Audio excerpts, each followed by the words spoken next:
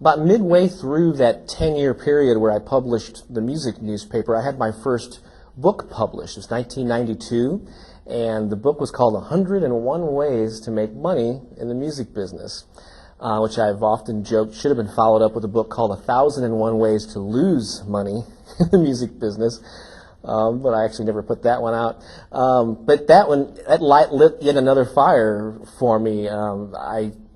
As much as I enjoyed publishing a monthly local music newspaper, I love the whole idea of an information publishing thing, particularly this aspect. I love the idea of writing it once and selling it over and over and over again. With a monthly newspaper, it's a grind. You're always dealing with the deadline. You're always trying to hustle money out of advertisers, and I don't know how they do it with weeklies and even dailies. That just must drive you crazy. So after 10 years in the late 90s, in 97, I put the newspaper to rest to focus my efforts on publishing books on music marketing and self-promotion aimed at independent do-it-yourself artists. Well, after Spotlight Publications was put to rest on Spotlight Magazine, it's a nice way of saying I put it out of my misery, I invested all of my time into publishing books. Well, that didn't take off. It was a slow start.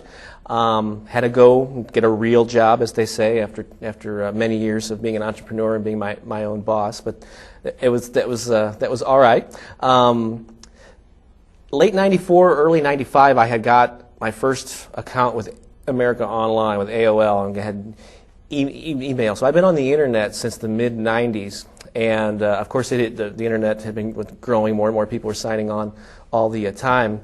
And I saw this as a great opportunity. I didn't have a whole lot of money, a whole lot of resources to promote my books and to promote my identity as an author. But I did have the internet, which was email was free. There was no printing or postage. It didn't take a genius to figure out that was a great thing to use. And so I started just investigating the internet and using as many different low-cost, creative, promotional things as I could, just getting my message out on the internet, finding websites that catered to musicians and making articles and tips that I had written available for free. I started started publishing an early version of an e-zine called The Buzz Factor.